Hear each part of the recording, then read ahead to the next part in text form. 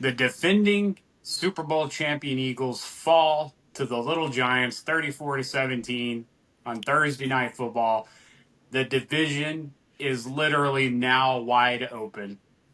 Dallas heads for Carolina, a 2-3 team, severely banged up. We have a CVS receipt of injuries. It's insane. Welcome to Cowboys Gameplan with Mike and Slater. Slater, who's going to play on Sunday? I have no idea. I mean, it looks like about 14 of our starters are questionable Sunday. I'm not sure who's going to take the field. What do you think? So it's actually funny you said that. I just got off the phone with Steven and Jerry. I'm Yeah. going to be flying out there tomorrow to Yeah. catch up with Schottenheimer. I may have to step in at right tackle. We're not sure yet. It's kind of up in the air, but What number are you going to wear? I was thinking 6'7", 6'7", Yeah. There you where we, go. but no, I mean you're right. I mean again, we're injury riddled again. I mean I've seen tweets out there saying that our injury report looks like a CVS receipt, where it's just got coupons upon coupons. Except for these aren't Yeah. fun coupons; these are dangerous Yeah. coupons. Um, it. I don't know. We're all over the place. I mean, and then today, we just got revealed that Miles Sanders out of the blue is going to be out too. Done. Which, yeah, like done for the season. Okay. Well, Yeah, I just saw an article that says he's having a surgery. oh, Yeah. yeah, I read something and it was a quick tweet, but something that it's kind of similar to Diggs's injury, something with the Right. cartilage or something like that, having to do a Yeah. graft. Yeah, crazy stuff. I mean, well, I mean, look, between you and our viewers here, I'm not mad. I'd like Jadon Blue and Phil Maffa. Right. I mean, dude, like you told me earlier, is this someone do we really see on their team next year? No. Right. Since you figured out Javonte Williams is your starter and significant starter by a mile, you can plug these guys in and hopefully you find success with them just to have a good running back rotation. So, Right. I think with all they had going on, especially with the injuries and everything, we didn't even get a chance to look at what's going on with Maffa possibly, being promoted up. Blue looks like he's going to be capable. I'm sure we'll get a heavy dose of him on Sunday as well. We've got Mingo in the mix now, who also made an appearance on our injury list. I don't know how that's going to impact the offense on Sunday. I mean, to be honest, I can't. I don't know who's going to play what, when, where, how. I mean, this is pretty crazy. And this game, Slater just got really, really big. This why is is a that? huge game right now. Well, the Eagles lost. Yep, I agree. Okay, so that makes them 4-2. Mm-hmm. Everybody in our division now has one loss in the division except for the Washington Commanders, who we play after this game, right? So, assuming we go to Carolina and find a way to pull off a victory, and then we play the Washington Commanders and can defeat them, that really shakes up the division, which is why I introduced this video with the division being wide open because it really, really is. I mean, it makes a big difference when everybody has divisional losses when it comes down to the end of the season, right? So, in order to make that Washington game matter, we absolutely have to find the way to claw out another win in Carolina on Sunday. I mean, it's got to happen.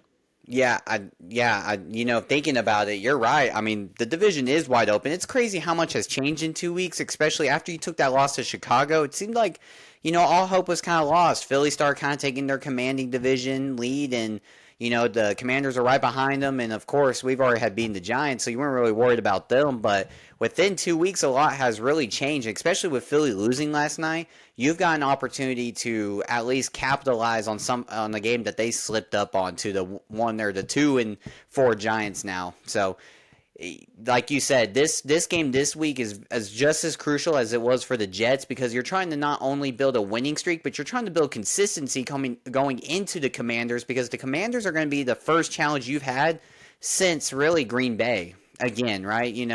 It's like you had that really hard game, you got a couple easier ones to really build that momentum, and then now it's time to challenge yourselves as a team, offense, defense, special teams, to take it to the Commanders the next week.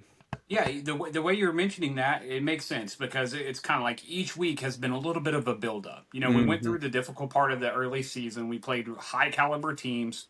We held our own. We took some L's. It's not an excuse, but we're a couple of drop passes and someone's finger on a button at the home game with Green Bay from being a two more win team from being a four win team, right? Yeah. But it is what it is. That's what happened. Everybody has plays that they wish they could get back that would make the difference on their win to loss ratio. But with Carolina, this is a team that is 2-0 at home. Mm-hmm. They play tough at home. They found a way to win. The other team made some mistakes. They took advantage of it. But I feel like even though Carolina is very similar to the Jets, I feel like they're a little more talented and just a little bit more of a complete team than what we saw out in New York, right? The quarterbacks are very similar. However, this team does have a significant ability to run the ball, and they do have playmakers with their wide receivers. With that being said, what have you identified with Carolina as being the biggest thing to worry about? It's a it's kind of like the Jets, and you really hit on it with the Jets last week. It's a young team looking to find success and momentum, and when they find success and momentum in the game, they thrive off of it and they run with it. And it's one of those things. Again, you stated it perfectly last week. You gotta get out there, get fast, get physical, and hit these guys in the mouth. And let's put them behind the sticks and put them behind on the score to where you can force Bryce Young to make mistakes because he's still young enough in his career where he hasn't really learned how to handle the pressure. And you point that out in your film study that you did. As Bryce Young is kind of like Justin Fields, except for what Bryce Young brings to the table is he'll fling it. And when he's Right. under pressure and flings it, it's like a 50-50 ball. He's It's got accurate. Yeah, he's a little yeah. more accurate. Yeah. He's a little bit more accurate, but you have a chance to potentially try to pick one off, hit him while he's throwing, cause a fumble. There's a lot of opportunity with Bryce Young. So the Dallas defense, again, has to generate pressure like they did last week. So hoping, again, you see guys like James Houston, you see guys like um, Solomon Thomas, those quick guys to get in the backfield to get sacks. I think Kenny Clark and Osa did a really great job. I would like to see, a little bit better run defense. I think we led up a little bit more to Brees Hall than I'm comfortable with, but Right. hopefully Rico Dowdle saying they got to buckle up builds that bulletin board for that defense. Now, here's the thing, and I'll give you what I think about the defensive side of the ball for Dallas. They had a great showing last week. They were able to pin their ears back and not concentrate so much on stopping the momentum, but just go after the quarterback because we had the lead. Mm-hmm. This week, it's a little bit different. Bryce Young's capable, right? He hasn't solidified his confidence yet. He's not strong enough in his confidence yet that he just comes out and starts rolling and is feeling it right out of the gate. But we don't want to give him the opportunity to be the game in which that happens. He's still shakeable right now. Like you said, he's young, starting to get a team around him. They're starting to get an identity. The defense has to initially take away his options. He doesn't like to throw dangerous passes. He throws pretty safe passes, but we have to lock everybody down. We cannot give him easy windows early on those first couple of downs. It makes him choppy. He second guesses things. He starts to kind of look for his next path, which is usually to escape, instead of concentrating on fitting a ball in a window. Once you've completed that task, this is where you step it up and crank up the heat a little bit, and now you start sending some extra trouble his way to deal with. So, on top of him not having an outlet to throw the ball to, now he's got an additional piece coming at him that's going to force him to either throw or escape. And when he escapes, he doesn't do it with much finesse. He just runs for his life, right? If he does find a way out, he's a very smooth, quick runner. He knows where to go. He gets up the field, gets the first down, and he gets out of bounds. He's not going to run up the seams. Mm-hmm. Now, second to that, I've noticed that if you catch him in the backfield, he gets a little bit squirrely. He's not the biggest quarterback. And if you hit him, he's often going to cough up the ball, drop the ball, throw it up in the air to get rid of it. From what I can tell, he does not like contact of any kind. Even for, as much as quarterbacks don't like getting hit, he really does not like contact with a defensive player at all. He avoids it at all costs, and it's it's an inevitability. It's going to happen. So I Yeah. think that's what you really have to do. You have to lock him out, and then you have to pressure him, and that's what's going to force those bad plays. Does Rico Dowdle or even McMillan, the rookie wide receiver, bring anything special to the table outside of anything that Bryce Young can't create for them? Absolutely, McMillan is trouble. I Okay. mean that kid he's big, he's tall, he has an incredible range of where he can get to a football if it's thrown within his vicinity. It's a 4 foot circle. Yeah. He can catch it on the shoelaces, and he's quick, he's elusive, he's kind of difficult to bring down because of his size, right? So if he gets rolling, and they like to throw the comeback route to the first down marker, he'll whip it over there. If you're pressuring him in the middle, you can take away the middle of the seams. They really favor throwing on the seams from what I've seen in the one game that I watched where they actually got the offense going a little bit versus Miami. They were tearing the seams up because they were comfortable with it. There wasn't much pressure, and the linebackers weren't playing great for the Mm-hmm. Dolphins there, so he was able to just light the seams up. And it was McMillan coming across or Leggett coming across, and he would just hit them right there in the middle. They turn 5-10 yards up the seam, 2-step drops, real quick, real decisive. Real quick plays to get rid of the ball as quickly as possible to his playmakers. So if he gets going, like I said, if we're not able to do step one and step two defensively, he'll get cooking and he'll light us up on the seams. He favors throwing to the sidelines, but they can do it on the seams. Now, Rico Dowdle issued his big statement about buckling up. We know Mm-hmm. Rico Dowdle, he's a capable running back. He will break tackles, he will run hard. He comes out of the backfield full speed. He really heavily favors the B gap. So we have to really do a good job of making sure that we're stacking, with our B gap. We get a linebacker in there, and then we need to have somebody backing him up, coming down, maybe a safety or a corner, whatever it needs to be, just to make sure that there's a secondary guy there because he will break tackles. They like to double team, with a center and a guard and a tackle and a tight end on that B gap and push everybody out because once he gets running full speed, he's really hard to stop. Mm-hmm. So, not to take anything away from them, they can be effective, just like the Jets were. The defense just really has to slow their momentum down enough for our offense to do what it's been doing all season. Yeah, kind of staying on the running game. Jack Sanborn's going to be out, right? He's on concussion protocol and Yeah, all he's that. he's out. They're going to move Kenneth Murray, the middle linebacker, as the play caller, and Shamir James is expected to get a lot more snaps. Are we going to feel like we're going to miss Jack Sanborn, or is it something where all of our linebackers are kind of like plug and play, and Kenneth Murray is only really to solidify like number one backer at the moment until Overshown comes back? I don't think we're going to miss Jack Sunburnt. I really don't. Um, I caught that. Unfortunately, I just think that's kind of the way the cookie crumbles, so to speak, on that one. I don't think he's going to be missed. I think he was good.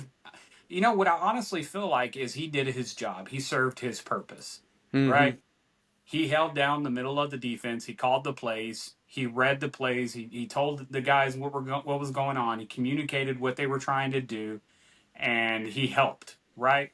But when it came to actually stopping a play, he was running in concrete blocks a lot of the time. Yeah. So while he was just kind of holding the position, the younger guys that are new to the team and that have been drafted that still needed a few more reps to kind of get into the flow of things and pick up this defense got that opportunity, and they've been plugged in over the first 5 games to kind of get in there and get some action. So now that he's out of the way, essentially, those guys can go in and know that they have that position and they can contribute consistently without shooting themselves in the foot and having him to fall back on, right? Because our linebackers are all very young but very very capable, and I'm Yeah. excited. I'm more excited about our linebackers now than I was week one. I thought Sanborn was going to be the guy. We were thinking this was going to be our Sean Lee Steele, and he Yeah, just that's true. never quite got there. I mean, his play recognition was okay, but his ability to break a play up was just not there. He kind of reminded me of like Eric Kendricks of last year, except for Eric Sure, Kendricks was always a a little step faster. slower, Yeah, and Sanborn always just he just can't break down. Like it's like he's there, and then all of a sudden, his shoes are on the ground and his body's elsewhere because he's getting yeah, juked. right. So I definitely like the speed of Kenneth Murray. I love the opportunity that James is gonna get, and I hope Yeah, Leofold can keep capitalizing like he is on special teams correct. and being a turnover machine for the team. Now, Donovan Wilson, he's been off and on this week on the injury report. I'm pretty sure. I feel like he's gonna play. I think he's a player that wouldn't really kind of like miss a game if he's a little nicked up, but I think he's going to play a big piece this week in that running game, slowing down Rico Dowdle. Kind of talking about what you're talking about, backing up. He's the Yeah, perfect person to do it. He's a downhill safety. That's what he's meant to do: is come downhill and hit your running back in the mouth with it in the box. I think if the Carolina Panthers were to get in within the 30 Yeah. of our side, I think that's where they would switch him back out. I think he's, Okay. like you said, I think he's a good box safety, but I have a feeling with what they saw from our safeties last week in New York, they kind of identified that they're capable of doing that as far as, putting the top on the defense and making sure nothing gets past it, that they can feel safe switching out Donovan to do, you know, play coverage as far as the running game goes, Yeah. and then switch out the safeties for passing downs and things like that. So I think that's what we're going to see. I don't know if Donovan's going to come back, and take 50 snaps. So, Yeah. and I'm Totally okay agree. with that. Yeah. And until we see a reason to go back, I don't see that happening. Now, some other notes I do have for Carolina. They're athletic receivers. Like I said, if they get momentum, they can hurt you. Um, this is going to be similar to the Bears game, right? If we go out there and mess around, they can get rolling. Carolina is a team that is very, very capable. We just cannot let them get confident. So we've got to stop them early. Um, they do a lot of empty backfield. Yeah. I noticed that. So we're definitely going to have to take opportunities to run some stunts, throw some blitzes, which we saw a little bit last week during the Jets, but we're going to have to step that up a little bit because when they do that, their receivers are athletic enough that we're going to be outmatched. Because like I said, he'll just snap it, drop 2 steps, and then fling it across the middle or to the sideline. And it's hard to stop those real quick plays when you're at 3rd and 2. So got to make sure we do that. And then just like everybody else has done to us this season, I have a feeling we're going to see Jimmy Horn. Okay. I think they're Oh. going to, you kind of how they broke out, like, Matthew Golden and all Hmm. those rookie wide receivers against us all season long. Jimmy Horn's going to have a special package for us, and they're going to try us with him. So we just need to keep our head on a swivel for that.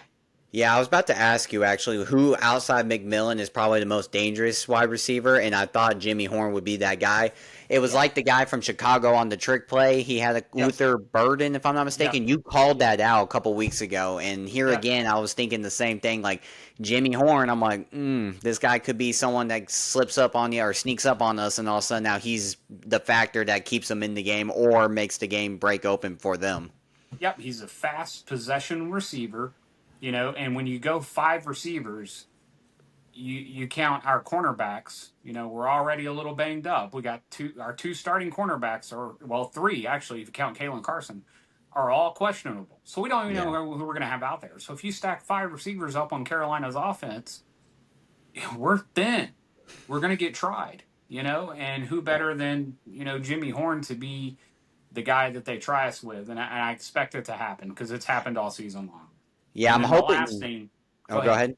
I was, No, I was, I was going to add on to that. I was going to hope, like you said, banged up secondary and all that. yeah, Communication's going to be huge again. We're going to have to hope that this 100%. one word system that Eberflus talked about a couple weeks ago, and it's the defense is showing some improvement.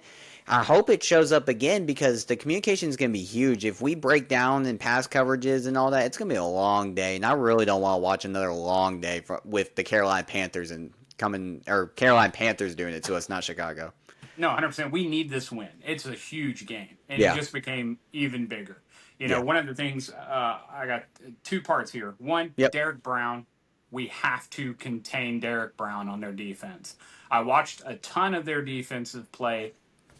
I'm not too worried, but Derek Brown is very disruptive. He can bully you. He will blow his cover man right off the line very quickly if they're not prepared. He's a quick first step stab guy.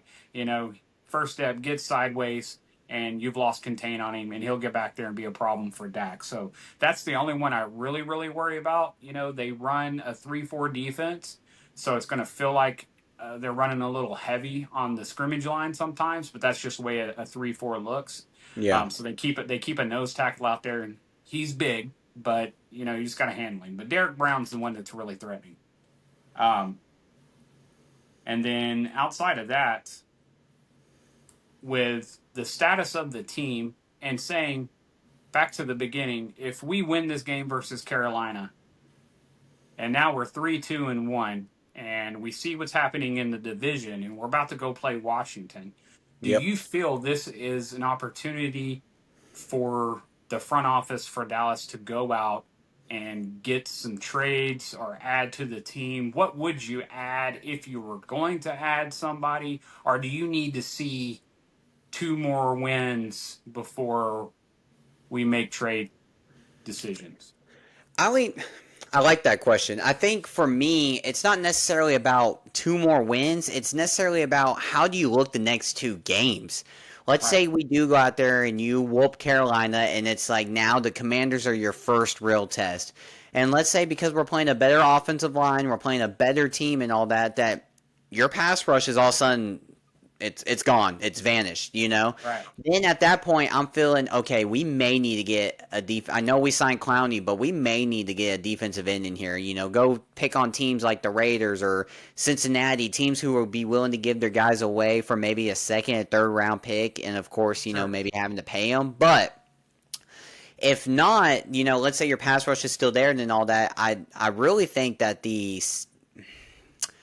I don't know where else I can look right now. The offensive side, I feel very confident in it, right? Quarterback, running back, wide receivers, offensive line, everything I feel good about there because obviously we're playing backups right now and they're still doing very good. Right. Defensively, I think it's the pass rush that's eating me the most. I mean, it could be potentially really like the secondary, more of like the safeties because your corners are coming back. So it's a hard question to answer with your corners because you're just now starting to get to that healthy part. Linebackers, it's the same way. What is it going to look like with Overshown and Kenneth Murray? Maybe they are the duo that gets it done. So for Right. me, I really point to the defensive end room when it comes to what we're really going to look like and how much better can we really make this team at the moment. Yeah, I could agree with that in part. I think if we can just get a little bit of what we got from the defensive line versus the New York Jets, I can Mm. live with that. Um, Compiling that with the fact that we've got two good starting cornerbacks, we got a decent rotation for the third. If we could get a true lockdown, game breaking middle linebacker, I think that takes us a giant step forward. It doesn't make us a title defense, but it definitely makes us maybe above average to match our number one offense. That's enough to get you into the playoffs and have success, right? So I think if it were me, we watched this game versus Carolina and the pass rush is effective. I think a linebacker would be a smart choice. Even with the fact that Overshown's coming back, he's coming back off a major surgery. I don't think he's going to be, the Overshown we got last season before he got injured immediately. He's still going to need 2 or 3 weeks to really get in the flow, I would assume. Yep. But, and that takes nothing away from our linebacker core. I have complete faith in the guys that are out there. But the leadership of a game-changing middle linebacker like a Roquan Smith or something like that really does make a difference to the attitude of a defense. So it's going to be interesting to see. Do you have any additional comments for offense or defense for either team in this game? No, for our offense, I think it's really going to come down to, and I'm pretty sure we kind of hit all this already, is it's going to come down to time of possession, run the ball really well, and then Right. hit your and then play action and pass. I mean, this offense is in stride right now. All we're looking to Right. do is build consistency on the offensive side all year with the play calling, with Sure. all of it. The one thing I will challenge the offense, hopefully, and I can see it, is when you do have the lead, like we saw in the second half, don't go three and out twice to start the Right. second half. Let's find ways to build that drive and at least take some time off the clock, because there was a good chance that maybe the Jets get hot all of a sudden the second half Right. and a couple scores and the whole game like breaks wide open. So if you do happen to be up on Carolina, on a couple touchdowns and you come and get the ball out the second half, make a 4 or 5 minute drive. I'd like to see Schottenheimer build like a time killing drive. We haven't really seen that yet. We've seen explosiveness. We've seen a good time of possession, gotta go get the score kind of drives, but a good like I'm here to kill the clock kind of drive would be cool. Um, and Too then bad defensive, because it feels like when yeah, they're trying to do that, Javante will rip 160 yards, and you're like, yeah. well, there went the clock chewing time, because he just takes off and gets out of bounds. So As a fan, I want all the scoring I can get. yeah, So, you know 100%. what? I'm not mad if he breaks for 60 yards, because then I'm Right. probably scoring. But Right. and then defensively, for me, it's consistency, but we gotta get better. Let's keep at the Right. same level we're at. The standard is here now. Build up. Don't go down. We're already at 29. I don't need to go back to 32. I need to get Right. somewhere in the mid 10 to 20 range for this defense right now before we hit the tough games. Right. Awesome. So. All right. So, what's your final score for this game? Shoot, I haven't been close all year. I've been so off. You are killing me on the score guessing. You're winning this game. I haven't kept a mental tally in my head. Let's go 27-17 Dallas. 27-17 Dallas. Okay. Yeah, I actually like that. Just so I'm not giving you the same number, I'm gonna go 28-20 Okay. Dallas.